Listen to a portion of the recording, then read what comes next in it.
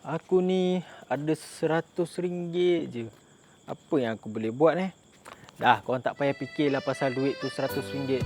Yang penting aku nak korang datang puasa je dan korang grab early bird punya booking ni. Sebab apa? Dengan bawah RM100 je, korang boleh dapat booking early bird tau. Korang datang booking makan je puas-puas. Korang tak payah fikirlah pasal duit tu. Sekali hentak bayaran, cukup dah, tak payah fikir.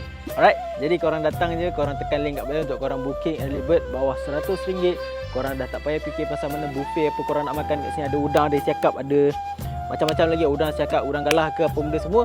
Korang jangan risau, korang bayar harga bawah 100 early bird sekarang ni terhad kepada 200 orang ataupun ikut selera aku nak buat apa kan. Janji korang tekan link kat bio, korang pergi je terus kat admin, korang cakap, "Min, nak booking early bird sekarang. Saya nak untuk bulan puasa makan dekat Nusantara."